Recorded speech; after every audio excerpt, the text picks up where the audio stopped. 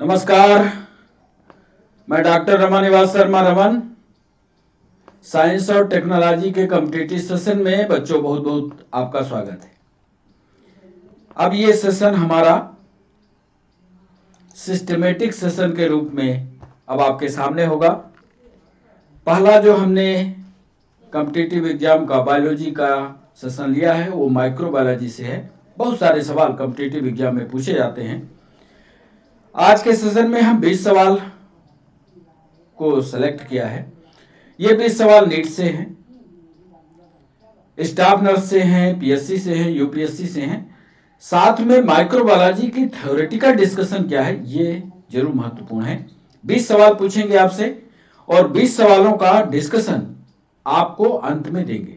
इसलिए क्लास के live session के दौरान आप उत्तर तो बताइए, पर जब लाइव सेशन समाप्त हो जाए तो हर प्रश्न के डिस्कशन का इंतजार जरूर कीजिए।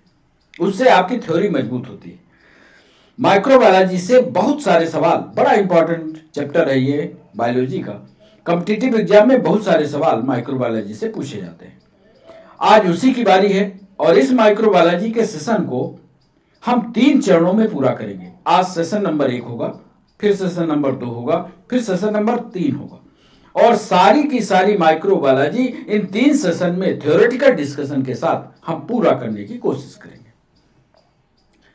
बच्चों, जैसा आपको पता है कि हमारा यह सेशन शाम को 5 बजे लाइव होता है। ज्यादा से ज्यादा आप लाइव रहने की कोशिश कीजिए, क्योंकि बहुत सारे सवाल ऐसे हैं जिसको आप पूछना चाहते हैं।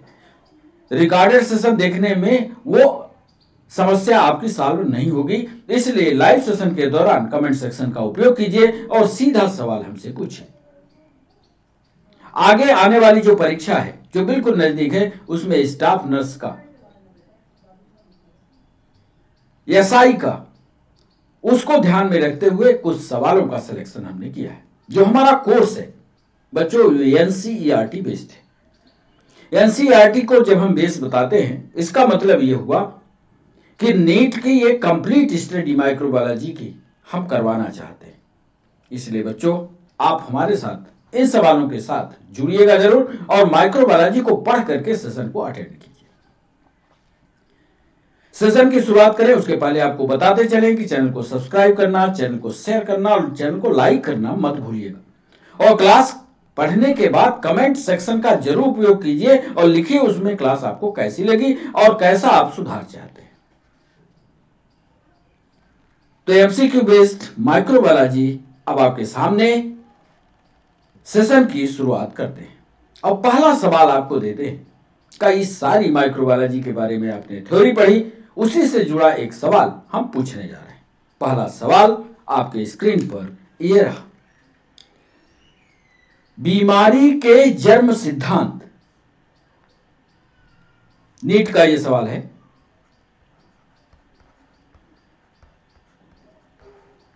बीमारी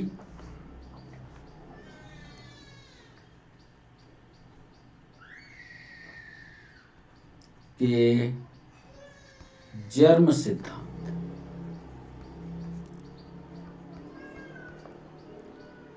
या जर्म थ्योरी ऑफ डिजीज इसको कह लीजिए। जो इंग्लिश वाले बच्चे हैं, germ theory of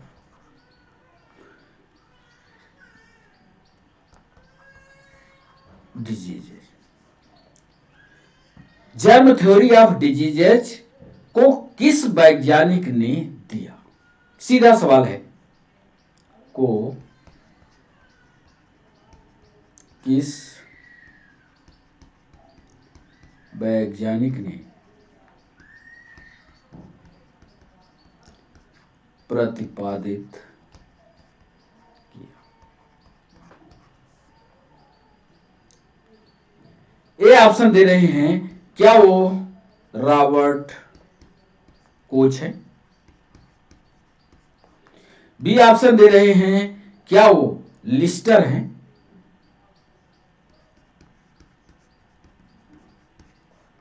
C option दे रहे हैं, क्या वो मेटिन कॉफ हैं?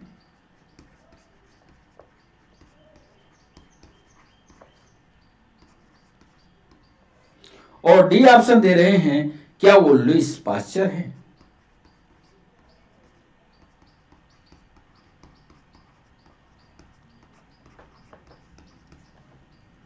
बीमारी का जो जन्म सिद्धांत है, जर्म थ्योरी ऑफ डिजीज, ये थ्योरी क्या है? ये आपके एनसीईआरटी में बहुत स्पष्ट रूप से लिखे हुए। आप एनसीईआरटी में जर्म थ्योरी को पढ़िए। यदि आपके समझ में नहीं आती जर्म थ्योरी का सिद्धांत कहता क्या है बीमारी के संबंध में, आप हमको मैसेज कीजिए या कमेंट सेक्शन में हमें बताइए, हम जर्म थ्योरी पर भी एक वीडियो बनाने को तैयार रहेंगे। लेकिन बच्चों ये समझ लो, ये जितनी आप मेहनत करोगे परिणाम आपको ही मिलेगा, मुझे नहीं मिलने वाला। आप यदि मेहनत नहीं करोगे, मजे मारोगे, तो आपका भविष्य भी मजे में चला जाएगा। जर्म थ्योरी को आप पढ़िए। प्रश्न देने का हमारा मतलब है कि हम आपके अंदर वो जिज्ञासा जगा दें कि आपको पढ़ना क्या है। तो जितनी भी थ्योरी दी हुई है बीमारी के सिद्धांत की, सारी थ्योरी को आप पढ़िए और फिर बताइए कि बीमारी के जन्म सिद्धांत को किस वैज्ञानिक ने प्रतिपादित किया। इसका सही आंसर आप आंसर कमेंट सेक्शन में दीजिए। दूसरा सवाल, पैथोजन या हिंदी में इनको रोगाणु कह सकते हैं, हिंदी में रोगाणु, अंग्रेजी में पैथोजन कहलाते हैं। यह सवाल पीएनएसटी का है। पैथोजन क्या कहलाते हैं, यानी पैथोजन की परिभाषा क्या है। एक बार पीएससी प्री में पैथोजन पर 2 लाइन लिखने को आया था। जरा देखिए इसकी परिभाषा क्या हो सकती है, या क्या आपने पैथोजन के बारे में पढ़ा है। सूक्ष्म जीव, सूक्ष्म जीव जो रोग पैदा करते हैं।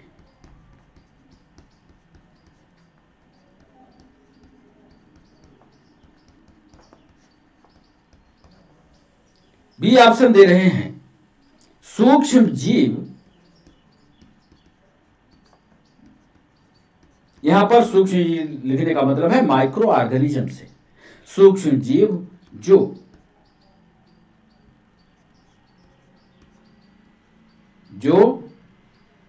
जानवरों में पाए जाते हैं।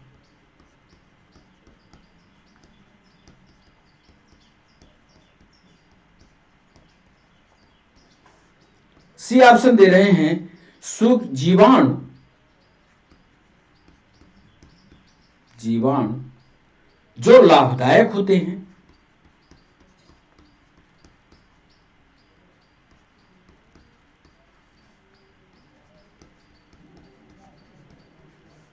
और डी ऑप्शन दे रहे हैं, जीवाणु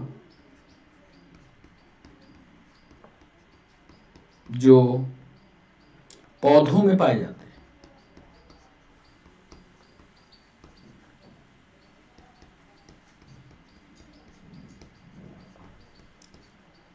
पैथोजन क्या कहलाते हैं, यह हमारा सवाल है। ऐसे सूक्ष्म जीव, पैथोजन की परिभाषा क्या हो सकती है? सूक्ष्म जीव जो रोग पैदा करें, सूक्ष्म जीव जो जानवरों में हो, या जीवाणु जो लाभदायक हो, या जीवाणु जो पौधों में पाए जाते हो। सही जवाब दूसरे का कमेंट सेक्शन में आप दीजिएगा। तीसरा सवाल आपके स्क्रीन पर, ये माइक्रो ऑर्गेनिज्म या सूक्ष्म जीव, माइक्रो ऑर्गेनिज्म या सूक्ष्म जीव को देखने वाला, प्रश्न को समझिएगा, थोड़ी सी ट्रिक है। माइक्रो ऑर्गेनिज्म को देखने वाला, माइक्रो ऑर्गेनिज्म को देखने वाला प्रथम व्यक्ति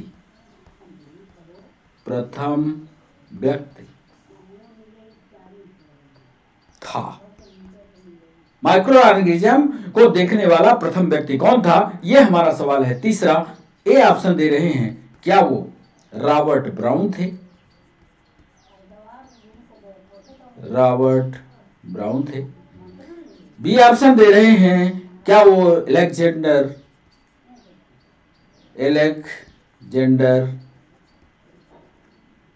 फ्लेमिंग थे? सी ऑप्शन दे रहे हैं, क्या वो एडवर्ड जीनर थे? और डी ऑप्शन दे रहे हैं, क्या वो एंटोनी वान ल्यूवेनहार्ट थे? एंटोनी वान ल्यूवेनहार्ट थे। माइक्रो ऑर्गेनिज्म को देखने वाला प्रथम व्यक्ति कौन था? क्या वो रॉबर्ट ब्राउन थे? क्या वो अलेक्जेंडर फ्लेमिंग थे? क्या एडवर्ड जेनर थे? क्या एंटोनियो वॉन ल्यूवेनहार्ट थे? एक ही जवाब इसका करेक्ट है। देखने की बात कर रहे हैं, ध्यान दीजिएगा, जिसने पहली बार देखा। जल्दी में उत्तर करने की कोशिश करेंगे, प्रश्न को नहीं पढ़ेंगे तो उत्तर गलत हो सकता है, इसलिए तीसरा सवाल सोच समझ कर करिए, कमेंट सेक्शन में भेजिए। चौथा सवाल, मनुष्य में या मानव में बीमारी उत्पन्न करने वाले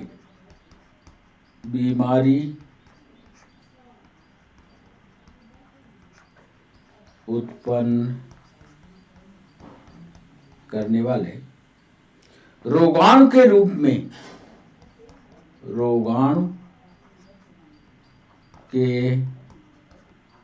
रूप में पहचाना गया प्रथम जीवाणु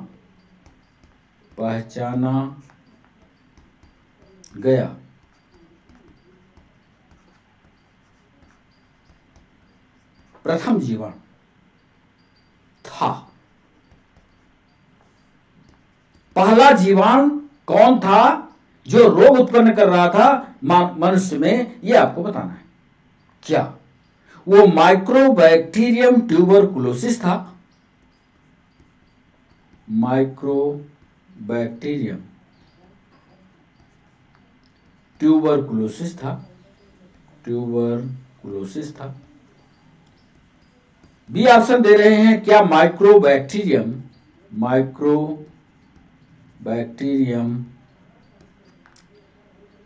लैप्री था? सी ऑप्शन दे रहे हैं, क्या बैसिलस एंथ्रेसिस था?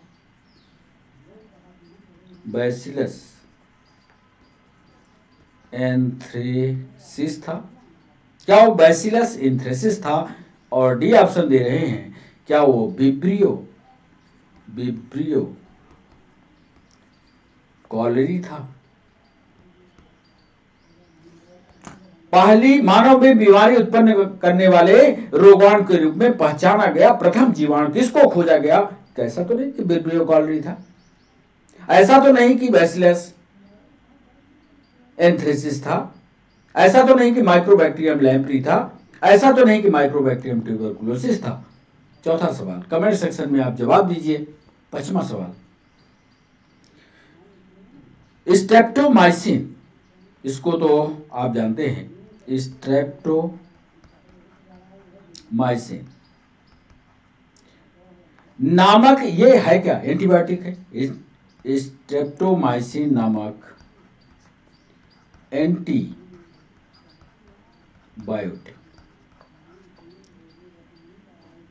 की खोज किसने की?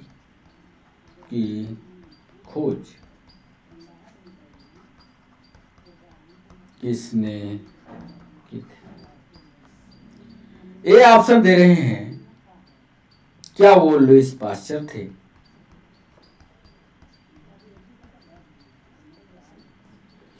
बी ऑप्शन दे रहे हैं, क्या वो बॉक्समैन थे?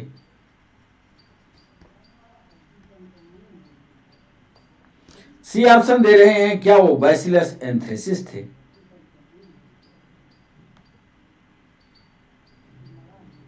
बॉक्समैन थे।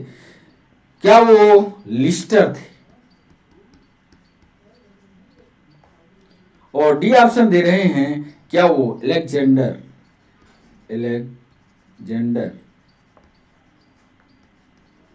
फ्लेमिंग थे? हमने पूछा स्ट्रेप्टोमाइसिन नामक एंटीबायोटिक की खोज किसने की थी? क्या वो लुईस पाश्चर थे? क्या बॉक्समैन थे? क्या लिस्टर थे? या क्या अलेक्जेंडर फ्लेमिंग थे? कमेंट सेक्शन में इसको बताइए। छठवां सवाल, बैक्टीरिया के साइटोप्लाज्म की बात कर रहे हैं, उसका चित्र याद कर लीजिए ताकि आपको उत्तर देने में सहूलियत रहे। बैक्टीरिया या जीवाणु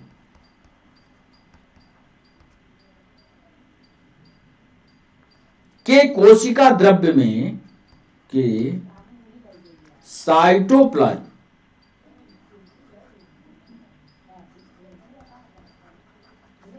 या इसको कोशिका द्रव्य कह सकते हैं, कोशिका द्रव्य में बैक्टीरिया के साइटोप्लाज्म या कोशिका द्रव्य में क्या अनुपस्थित होता है? क्या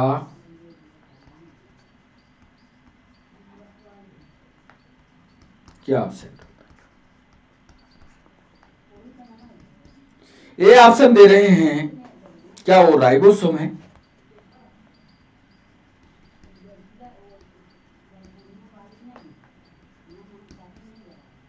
क्या वो मीजोसोम है? क्या वह मीजोसोम है?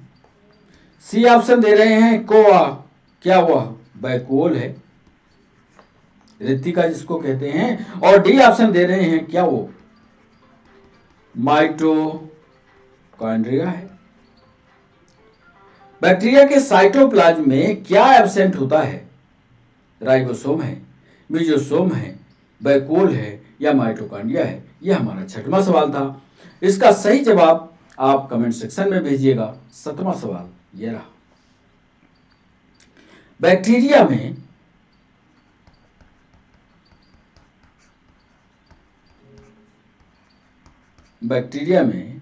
प्रोटीन का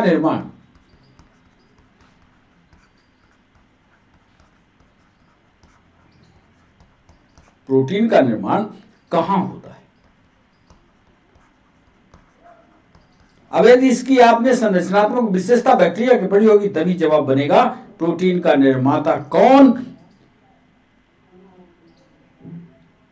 क्या वो राइबोसोम है? बी ऑप्शन दे रहे हैं, क्या वह मीजोसोम है? सी ऑप्शन दे रहे हैं, क्या वो न्यूक्लियस है? और डी ऑप्शन दे रहे हैं, क्या वह सेल वॉल है? बैक्टीरिया में प्रोटीन का निर्माण कहां होता है, यह सवाल है। क्या वो राइबोसोम में होता है, क्या मीजोसोम में होता है, क्या न्यूक्लियस से, क्या सेल वॉल में होता है? 8वां सवाल आपके स्क्रीन पर। रिस्पिरेटरी एंजाइम्स बैक्टीरिया में कहां पाए जाते हैं? मध्य प्रदेश पीएससी में पूछा गया सवाल। रेस्पिरेटरी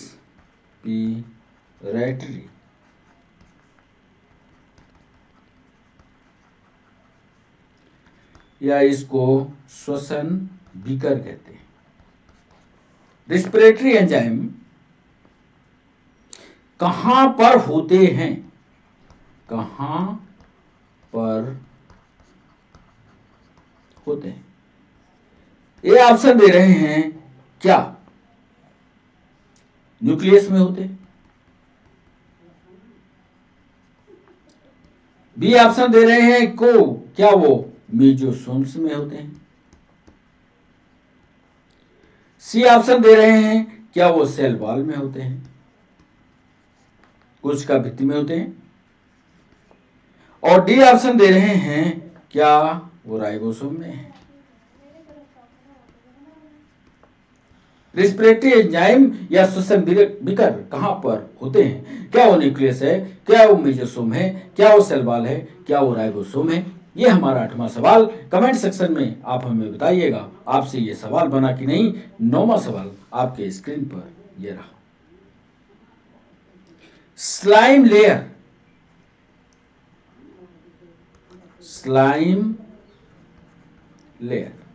उसकी संरचना से जुड़ा हुआ ये सवाल। स्लाइम परत किनमें उपस्थित होती है?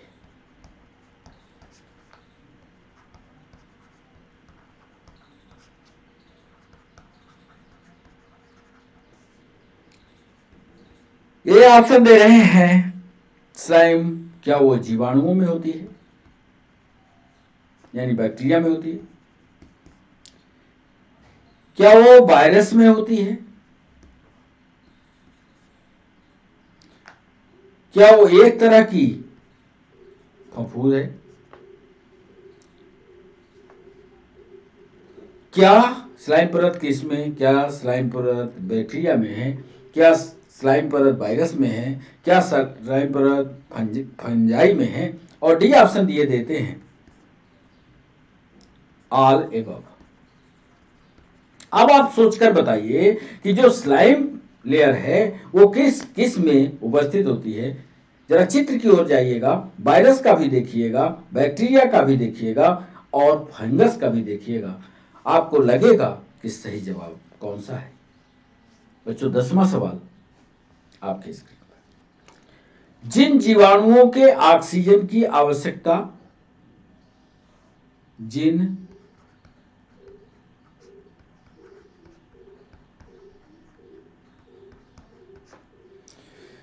जीवाणुओं को ऑक्सीजन की आवश्यकता, जिन जीवाणुओं को ऑक्सीजन की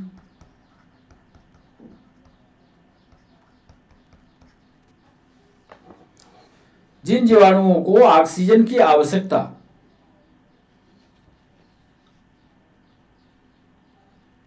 होती है, ये परिभाषा पूछ रहा है। जीवाणु दो तरह के होते हैं, कई बार ये पूरा का पूरा डिस्कशन हमने बताया। किट्टो किट्टो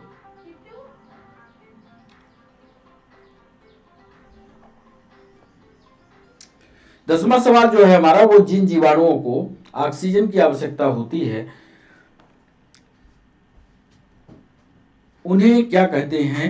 क्या वो ऐसे जीवाणु ऑक्सीजन शोषण के कहलाते हैं? ये ऑप्शन दे रहा है।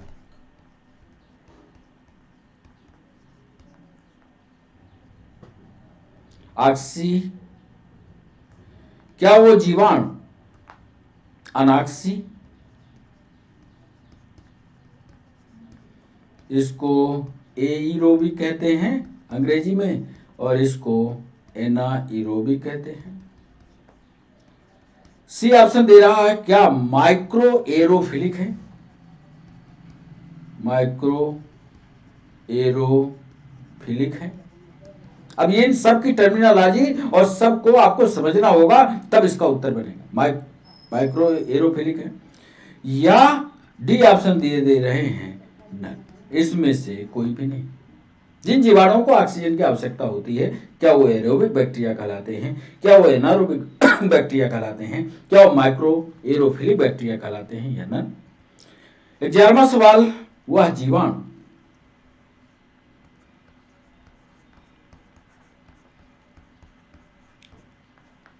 जो कार्बन डाइऑक्साइड की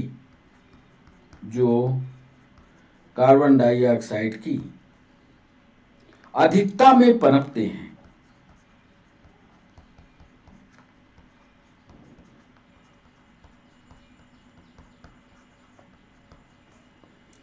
ऐसे जीवाणु जो कार्बन डाइऑक्साइड की अधिकता में बढ़ते हैं या पनपते हैं, उन्हें क्या कहोगे आप? उस टर्मिनोलॉजी का नाम बताइए। वह जीवाणु जो कार्बन डाइऑक्साइड की अधिकता में पनपते हैं उन्हें कहते हैं।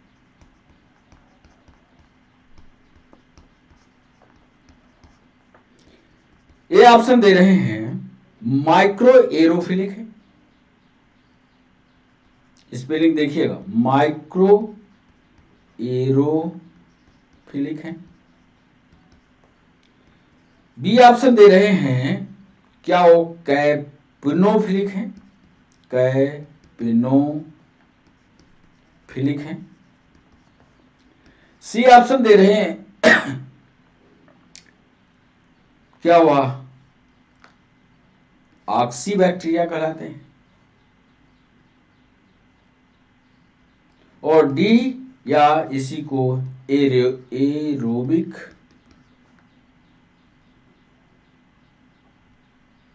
बैक्टीरिया कहते हैं। और क्या वो एनाएरोबिक होते हैं? एनाएरोबिक बैक्टीरिया होते हैं। ऐसा बैक्टीरिया आपको बताना है जो कार्बन डाइऑक्साइड की अधिकता में पनप जाए। कार्बन डाइऑक्साइड मतलब विषैली गैस। विषैली गैस की उपस्थिति में सबसे ज्यादा कौन सा बैक्टीरिया फैलता है, यह सवाल नीट में पूछा गया। 12वां सवाल, रोगजनक जीवाणु के लिए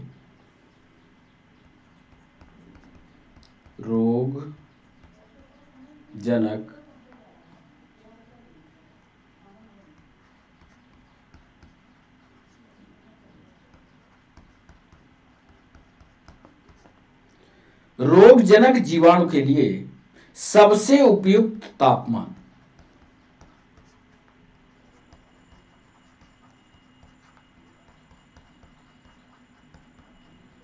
रोगजनक जीवाणु के लिए सबसे उपयुक्त तापमान क्या है? ए ऑप्शन दे रहे हैं, क्या 37 डिग्री सेंटीग्रेड है? बी ऑप्शन दे रहे हैं, क्या 41 डिग्री सेंटीग्रेड है? सी ऑप्शन दे रहे हैं, क्या 44 डिग्री सेंटीग्रेड है? और डी ऑप्शन दे रहे हैं, क्या वो -20 डिग्री सेंटीग्रेड है?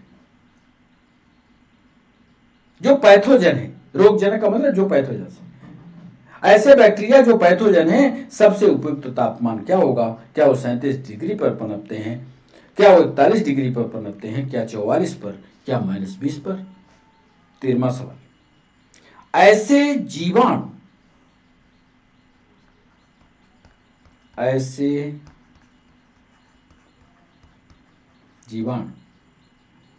जो अपनी आकृति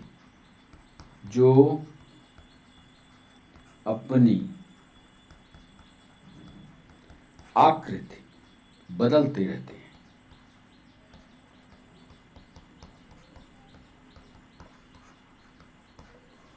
जो शेप ही बदल देते हैं। Which type of bacterium they change their shape? जो अपनी आकृति में परिवर्तन करते रहते हैं, जब जैसी परिस्थिति हुई अपनी आकृति को बदल दिया।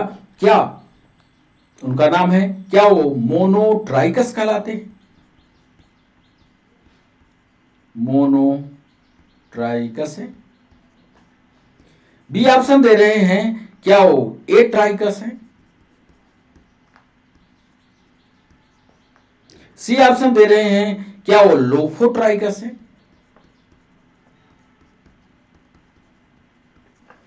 और डी ऑप्शन दे रहे हैं, क्या वो प्लियोमार्फिक है? एक ही इसमें सही है, 4 ऑप्शन में से एक ही ऑप्शन सही है। सही ऑप्शन को टिक कीजिएगा और बताइएगा कि ऐसा जीवाणु जो हर समय अपनी आकृति में परिवर्तन कर दे, क्या वो मोनोट्राइकस है? क्या वो एट्राइकस है? क्या वो लोफोट्राइकस है? क्या प्लियोमार्फस है? 14वां सवाल आपके स्क्रीन पर, ऐसे जीवाणु या ऐसे बैक्टीरिया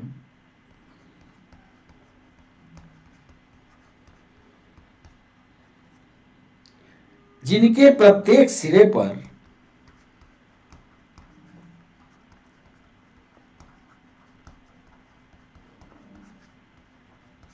ऐसे जीवाणु जिनके प्रत्येक सिरे पर एक फ्लैजिला पाया जाता है। बड़ा इंपॉर्टेंट सवाल है। ऐसा जीवाणु जिसके प्रत्येक सिरे पर, मतलब आगे भी पीछे भी, जिसके प्रत्येक सिरे पर एक फ्लैजिला पाया जाता है।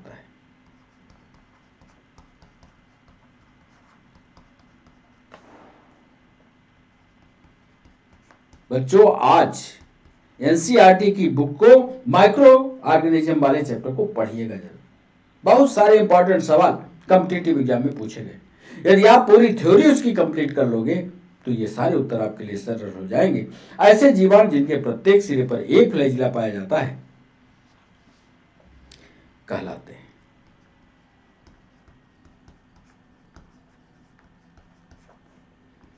ये ऑप्शन दे रहे हैं, क्या वो मोनोट्राइकस है?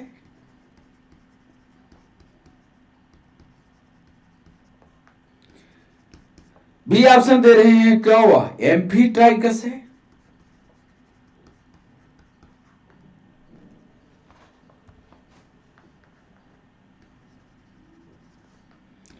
सी ऑप्शन दे रहे हैं, क्या वो लोफोट्राइकस है? और डी ऑप्शन दे रहे हैं, क्या वो प्लियोमार्फिक है?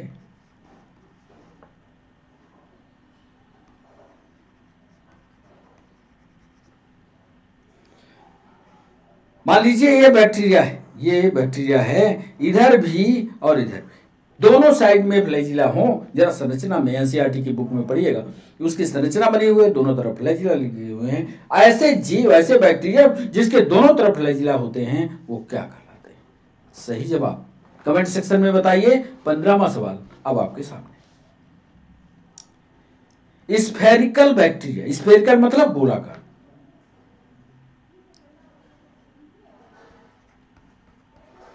स्फेरिकल बैक्टीरिया जो कि गुच्छों में पाए जाते हैं।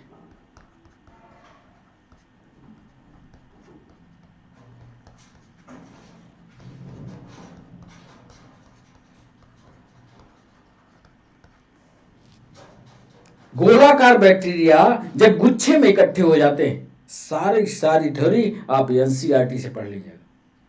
शुरू के ही पन्ने खोलेंगे, एनसीईआरटी की बुक में सब कुछ लिखा हुआ है और वहीं से सवाल कॉम्पिटिटिव एग्जाम में पूछा गया। ये सवाल स्टाफ नर्स में पूछा है। स्फेरिकल बैक्टीरिया जो गुच्छों में पाए जाते हैं, 15वां सवाल, उनको क्या कहते हैं? ए ऑप्शन को जरूर, स्टेफाइलोकोकाई, स्टेफाइलोकोकाई।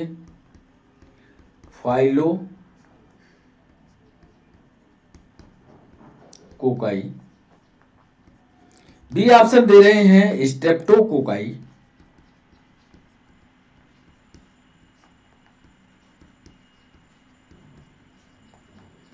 सी ऑप्शन दे रहे हैं न्यूमोकोकाई।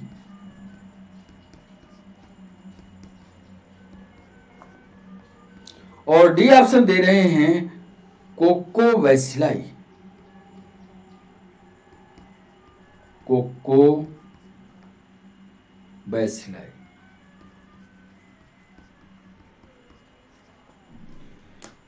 गोलाकार बैक्टीरिया हो, मतलब इस तरह के बैक्टीरिया हो, जरा चित्र में देखिएगा, ऐसे ऐसे बैक्टीरिया, और सब के सब यदि बंच में पाए जाए या गुच्छे के रूप में पाए जाए तो ये क्या कहलाते हैं?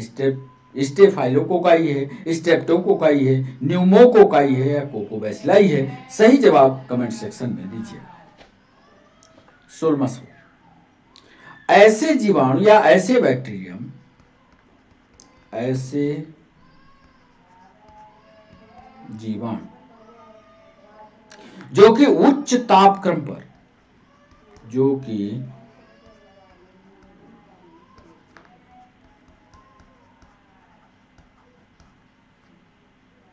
उच्च तापक्रम का मतलब ऐसा नहीं कि 200-2000 डिग्री, 40 डिग्री से लेकर के 70 डिग्री सेंटीग्रेड के बीच।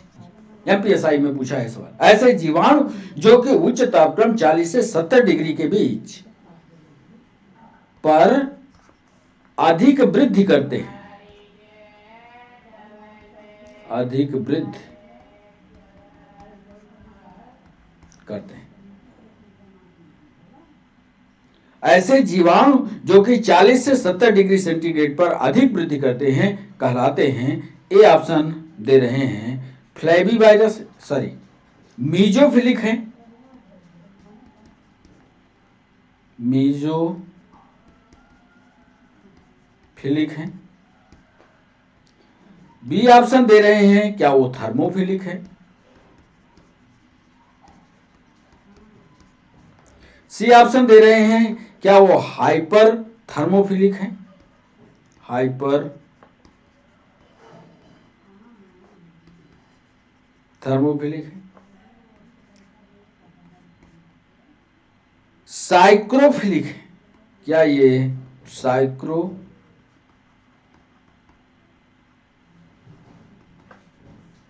ऐसे जीवाणु जो हाई टेम्परेचर यानी 40 से लेकर के 70 डिग्री पर अधिक वृद्धि करते हैं, तेजी से विकास करते हैं, क्या वो मेजोफिलिक कहलाते हैं? क्या वो थर्मोफिलिक कहलाते हैं? क्या हाइपर थर्मोफिलिक कहलाते हैं? क्या साइक्रोफिलिक कहलाते हैं?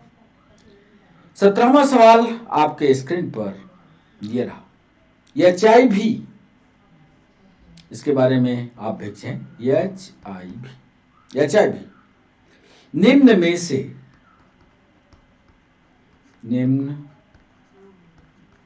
से किस समूह का विषाणु है? निम्न में से किस वायरस का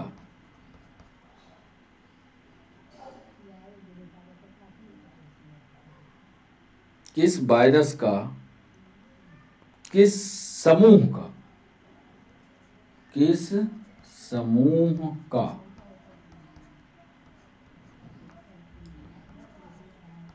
वायरस है। एचआईवी निम्न में से किस समूह का वायरस है, यह है सवाल। एचआईवी निम्न में से किस समूह का वायरस है, यह आपको बताना है। सही जवाब आपको सेलेक्ट करना है फ्लैवी वायरस है, फ्लैवी वायरस है। बी ऑप्शन दे रहे हैं, क्या वो रिट्रो वायरस है, रिट्रो वायरस है। सी ऑप्शन दे रहे हैं, क्या वह रेहेब्डो वायरस है, रेहेब्डो वायरस है। और डी ऑप्शन दे रहे हैं, क्या वो ओंको वायरस है, ओंको वायरस है। एचआईवी निम्न में से किस समूह का वायरस है, यह आपको बताना है। फ्लैवी वायरस है, रेट्रो वायरस है, रेहेब्डो वायरस है या ओंको वायरस। आप जब वायरस वाले चैप्टर को पढ़िएगा तो ऐसा नहीं कि यदि आपको उत्तर पता है तो सिर्फ उत्तर को रट लीजिए, इनके प्रकारों पर कई बार सवाल पूछे गए हैं। तो फ्लैवी वायरस को भी पढ़िएगा, रेट्रो वायरस को भी पढ़िएगा, रेहेब्डो वायरस को भी पढ़िएगा और ओंको वायरस को भी पढ़िएगा। सही जवाब दीजिए 17वें सवाल का। 18वां सवाल अब आपके सामने आ गया। डेंगू वायरस का, डेंगू वायरस का कौन सा सीरोटाइप, सवाल को नीट का सवाल है, डेंगू वायरस का कौन सा सीरोटाइप सबसे खतरनाक है, सबसे खतरनाक है। डेंगू वायरस का कौन सा सीरोटाइप सबसे खतरनाक है। डेंगू में कई वायरस होते हैं, उसकी जेनेटिक स्ट्रक्चर में, अब यदि सीरोटाइप आप जानते हो तो बढ़िया, उसकी संरचना के बारे में जानते हो तो बहुत बढ़िया। देखिए कितने गंभीर सवाल पूछता है कॉम्पिटिटिव एग्जाम में। डेंगू वायरस का कौन सा सीरोटाइप सबसे खतरनाक है। ए टाइप 1, बी ऑप्शन दे रहे हैं टाइप 2, सी ऑप्शन दे रहे हैं टाइप 3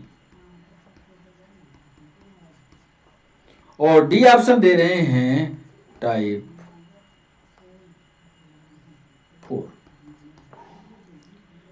डेंगू वायरस का कौन सा सीरोटाइप सबसे खतरनाक है। यदि आपने डेंगू वायरस के बारे में विस्तार से जानकारी इकट्ठी की होगी तो आपसे जरूर बनेगा। 19वां सवाल आपके स्क्रीन पर अब ये रहा। एक इन्फेक्शन का नाम लिखने जा रहे हैं, ये भी नीट में पूछा गया है, जिस इन्फेक्शन का नाम है ट्राइकोमोनल,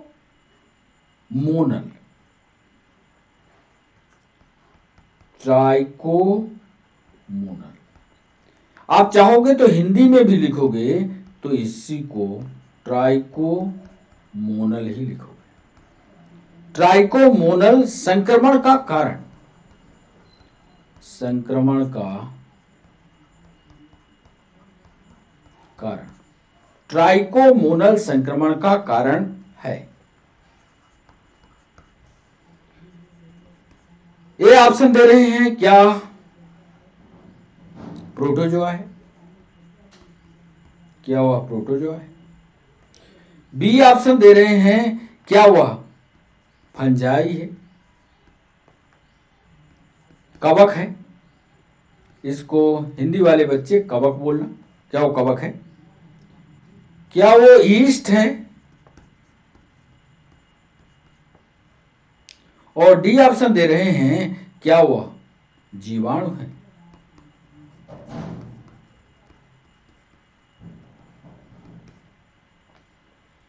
ट्राइकोमोनल संक्रमण का कारण क्या है? क्या वो प्रोटोजोआ है? अब प्रोटोजोआ की या फंजाई की या यीस्ट की या बैक्टीरिया की यदि आपने लाइफ साइकिल पढ़ी होगी तो ये प्रश्न बनेगा। 19वां सवाल पीएनएसटी का ये सवाल था। 20वां और अंतिम सवाल अब आपके सामने, क्लेब्स लोफलर बैसिलाई, पहले हिंदी में लिख देते हैं, क्लेब्स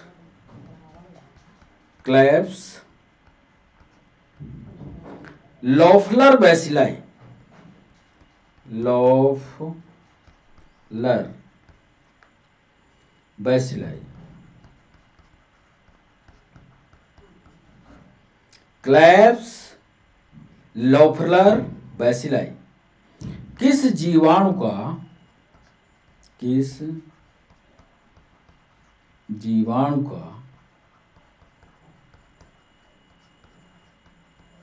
नाम?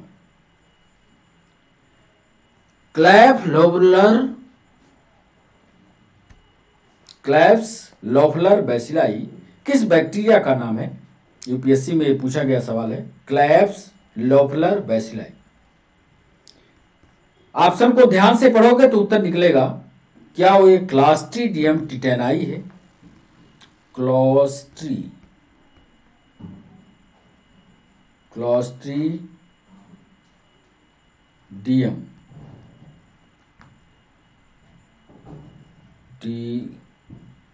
टिटेनाई है, क्लॉस्ट्रीडियम टिटेनाई है। बी ऑप्शन दे रहे हैं, क्या हीमोफिलियस इन्फ्लुएंजी है? हीमोफिलस इन्फ्लुएंजी है। सी ऑप्शन दे रहे हैं, क्या कोरोनी बैक्टीरियम डिप्थीरी है? कोरोनी बैक्टीरियम डिप्थीरी है।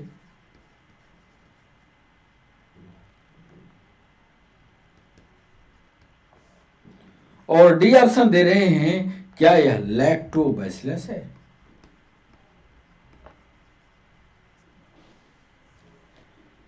Klebs Loeffler bacilli, Klebs Loeffler bacilli किस जीवाणु का नाम है? सही ऑप्शन आपको देना है, क्या क्लॉस्ट्रीडियम टिटेनी है, क्या हीमोफिलस इन्फ्लुएंजी है, क्या कोरोनो बैक्टीरियम डायफेरी है, या लैक्टोबैसिलस है? सही जवाब आप दीजिएगा। आज 20 सवाल का सेशन था, इसलिए 20 सवाल हमने पूछ लिए। अब आपकी जिम्मेदारी है कि उन 20 सवालों में आपके सवाल कितने सही हुए, क्या उनका डिस्कशन है। चलिए चलते हैं पहले सवाल पर। पहला सवाल हमने आपसे पूछा था कि बीमारी का जन्म सिद्धांत या जर्म थ्योरी ऑफ डिजीज को किस वैज्ञानिक ने प्रतिपादित किया, या देने वाले वो वैज्ञानिक कौन थे? बहुत सारी थ्योरी आई रोगों के बारे में, क्यों रोग होता है, कैसे होता है। एक थ्योरी आई जर्म थ्योरी। अब उसको जर्म थ्योरी को विस्तार से आप अपनी बुक में, एनसीईआरटी की बुक में देखिएगा, जर्म थ्योरी कहती क्या है। ये जर्म थ्योरी देने वाले वैज्ञानिक वो सिर्फ लुईस पास्चर है।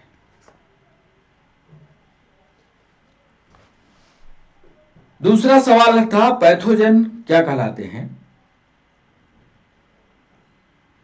पैथोजन ऐसे रोगाणु होते हैं जो रोग फैलाते हैं, लेकिन शर्त यह होती है कि ये पैथोजन सूक्ष्म जीव होते हैं। इसलिए इसका सही जवाब होगा ए। माइक्रो ऑर्गेनिज्म को देखने वाला प्रथम व्यक्ति कौन था? यह तीसरा सवाल है।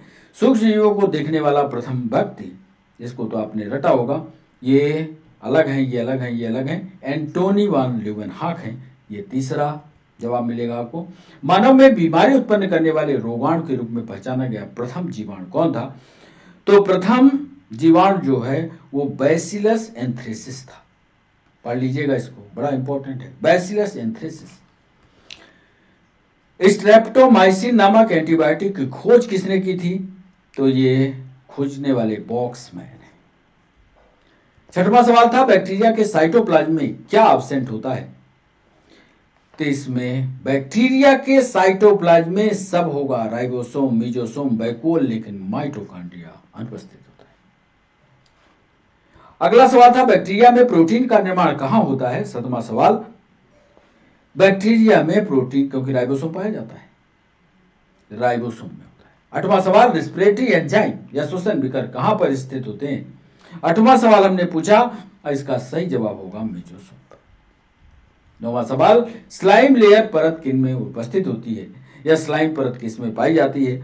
यह नौवां सवाल है हमारा, ये बैक्टीरिया है।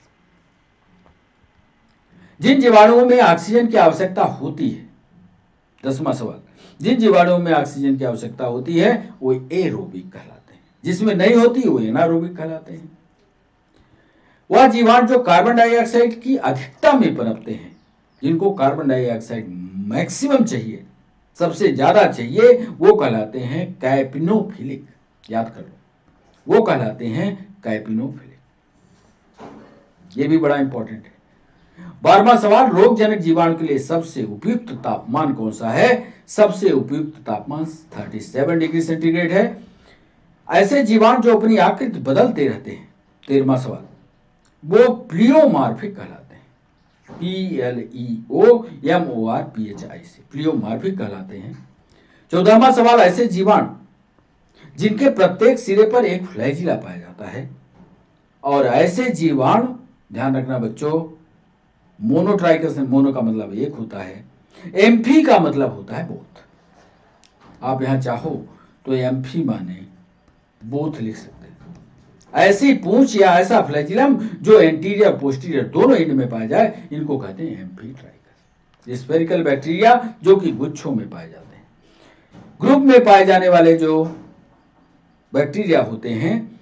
15वां सवाल, वो स्टेफाइलोकोकाई कहलाते हैं, स्टेफाइलोकोकाई कहते हैं। बैक्टीरिया के चैप्टर को बहुत विधान से पढ़िएगा, उसके नोट्स बनाइएगा, क्योंकि अभी हम इस पर अभी 2 सेशन और लाएंगे। कुल मिलाकर के बैक्टीरिया 3 सेशन में लेकर के चलेंगे, तभी सारे सवाल हो पाएंगे। ऐसे जीवाणु जो कि उच्च तापक्रम 40 से 70 डिग्री पर अधिक वृद्धि करते हैं। 16वां सवाल, वो थर्मोफिलिक कहलाते हैं, जो जितने टेम्परेचर सहेगा वो उतने हार्ड होगा और वो थर्मोफिलिक कहलाएगा। HIV निम्न में से किस समूह का वायरस है। HIV कई वायरसों का, plenty virus, retrovirus, Ronaldo virus, onco virus, इसका सही जवाब होगा रेट्रोवायरस। 18वां सवाल, डेंगू वायरस का कौन सा सीरोटाइप सबसे खतरनाक है। 18वें सवाल में वह टाइप 2 होता है। डेंगू वायरस का जो टाइप 2 वायरस है या टाइप 2 सीरोटाइप है, वो सबसे खतरनाक होता है, इसमें मौत पक्का होती है। ट्राइकोमल संक्रमण का कारण क्या है। 19वां सवाल, और ट्राइकोमोनल संक्रमण का कारण अमीबा पैरामीशियम वाली फैमिली यानी प्रोटोजोआ है। फंजाई नहीं करता, ईस्ट नहीं करता, बैक्टीरिया नहीं करता, इसलिए एक बचता है प्रोटोजोआ। इसको भी जब कभी वक्त लगेगा विस्तार से समझाएंगे। बच्चों, सेशन का अंतिम सवाल, 20वां सवाल, क्लैब्स लॉफलर बैसिलाई किस जीवाणु का नाम है। 20वें सवाल का सही जवाब होगा कोरोनी बैक्टीरियम डिप्थीरी। हिंदी में लिख लेना, कोरोनी बैक्टीरियम डिप्थीरी। इसलिए इसका उत्तर सी सही होगा। इस तरह से आज सवालों की बारी में 20 सवाल हमने आपसे पूछे। अब आप अपना चेक कीजिए कि आपने कितने सवालों का सही उत्तर दिया है। टोटल अपने नाम के साथ हमें लिख करके भेजिए कितने सवाल आपसे बने। क्लास के बाद कमेंट करना मत भूलिएगा, कमेंट जरूर लिखा करिए। बच्चों, आज आप हमारे साथ यहां तक जुड़े, इसके लिए सभी बच्चों का बहुत बहुत शुक्रिया। फिर मुलाकात होती है नए सेशन के साथ, माइक्रोलॉजी का दूसरा पड़ाव लेकर के। तब तक के लिए बच्चों नमस्कार, बाय बाय।